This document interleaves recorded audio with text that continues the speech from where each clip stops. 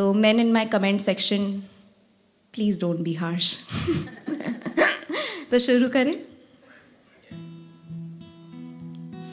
Imagine करो a planet without a woman. रूखी सूखी जिंदगी, मायूस सी खोखली डब्बी। जब बगीचे में फूल उगाने वाला कोई नहीं होगा, फूल उगा के उसे बालों में रखने वाला जब कोई नहीं रहेगा, भीड़ में जब सिर्फ वाइट शर्ट दिखने लगेंगे, ना कोई रंग ना कोई इतर जब पीछे छूटेगा, जब मर्दांगी से सब कुछ नष्ट हो जाएगा, तब नाजुकता में कितनी शक्ति है ये तुम्हें पता लगेगा।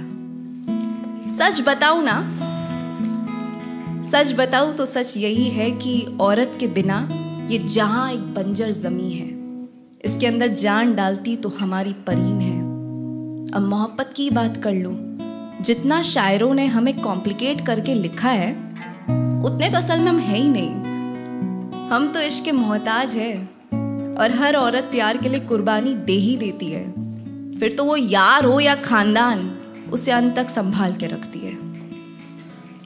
किताबें लिख दी, बड़ी बड़ी फिल्में बना दी, मगर आज तक कभी किसी को समझ नहीं आता कि असल में चाहिए क्या हमको। दुनिया का स्टिल नॉट डिस्कवर्ड आंसर बन गया है। औरत को क्या चाहिए ये तो साइंटिस्ट भी नहीं बता पाया है। इसलिए इसका जवाब ना आज मैं देने जा रही हूं, तो सुनिएगा अच्छे से। अब लड़की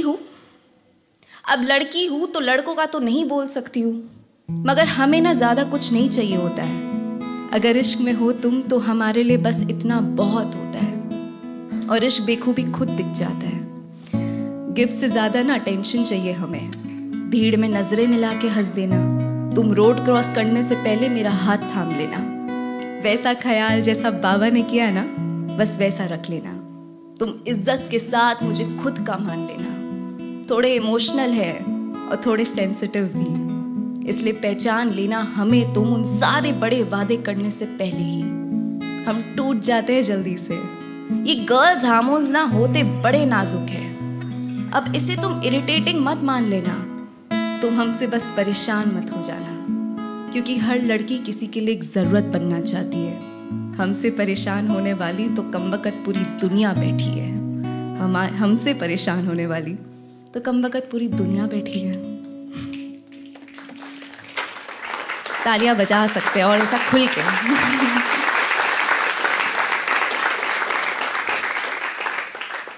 तो मैं ना 23 इयर्स की हूँ और मैंने नए शहर में जाके कॉलेज करी, नए शहर में जाके जॉब करी। जॉब ठीक नहीं लगी तो जॉब बदली, जॉब ठीक लगी तो इश्क में पड़ी कि दिल टूटा। फिर ये सब के बाद समझ आया भाई अडल्टिंग इतना फन नहीं है। हम ना सुकून की तलाश कर रहे हैं, मगर सुकून ही पीछे कहीं ना कहीं छोड़कर। इसलिए मैं तो कहती हूँ अगर जिंदगी मौका दे, कि अगर जिंदगी मौका दे ना तो घर ही रह जाना चाहिए, मम्मी पापा के साथ ही ठहर जाना चाहिए, क्योंकि साल पे साल बीत रहे, आसमान के साथ रत बदल रहे। खुशी है अगर आज जीने की तो डर भी है कल का। उम्र बढ़ रही है हमारी मगर बीत रही है माँ बाप की। तो इसलिए कोई भी मौका क्यों छोड़ना, कोई भी लम्हा क्यों चूकना। जो भी वक्त साथ मिले उसे बस जी लेना। तबीयत उनकी खराब हो तो सख्त खड़े रहना, जब जश्न का मौका हो तो लाइटें दीवारों पे यूं चमका देना। वक्त वक्त की बात है साहब, घर जब तक घर है ना उसका सुकून तुम रूह से महसूस कर लेना। घर जब तक घर है तो उसका घमंड करके सबके सामने इतराना।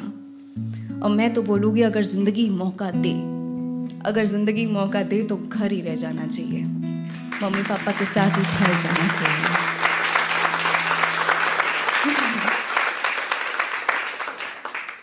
मेरे ख्याल से घर छूटने के बाद ना बहुत कुछ छूट जाता है।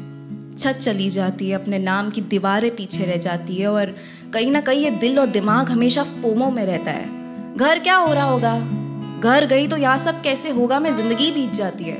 दिल और दिमाग इतना वीक होता है कि वो ह्यूमन कनेक्शन को पाने के लिए ना कुछ भी कर सकता है।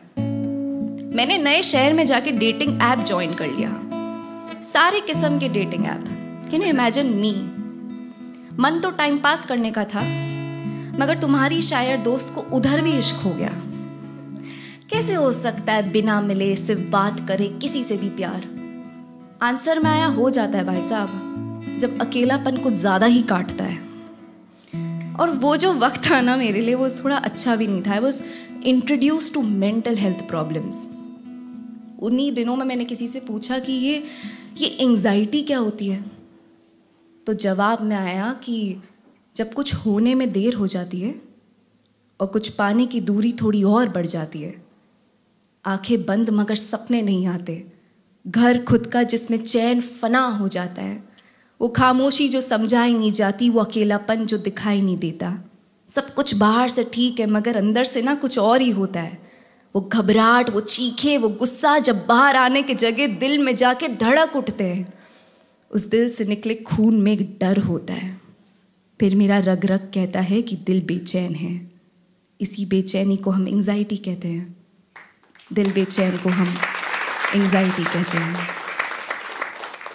ये सब सुना, समझा, सोचा, तब पता लग गया कि यही हो रहा था मेरे साथ। मगर बताती भी तो मैं किसको बताती?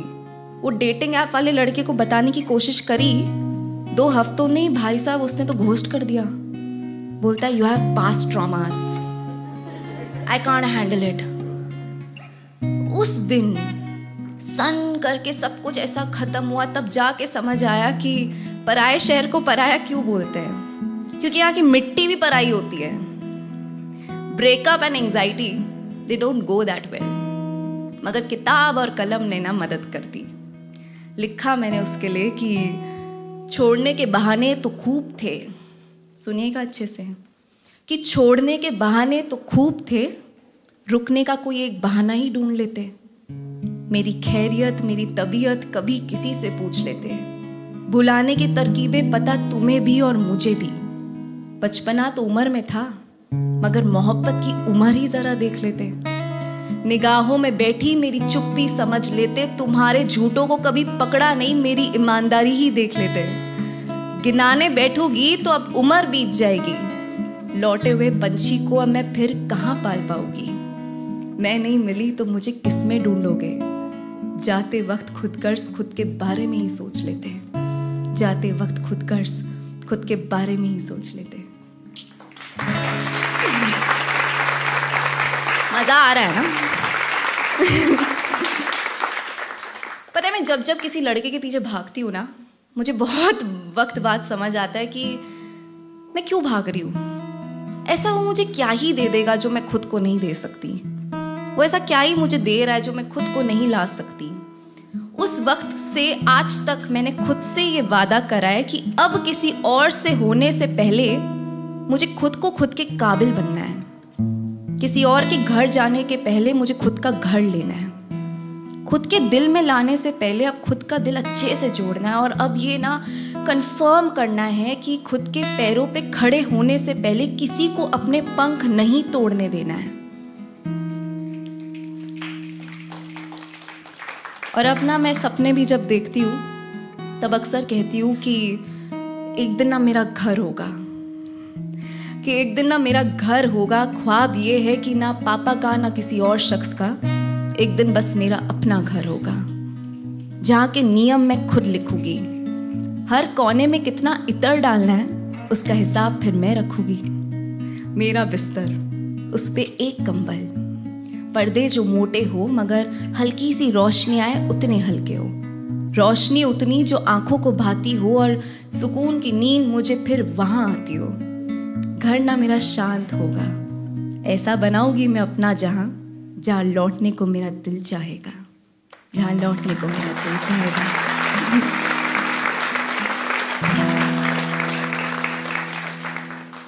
मेरे ख्याल से जब हम सपनों के पीछे दौड़ते हैं ना, तो कहीं ना कहीं एक मकसद जरूर होता है।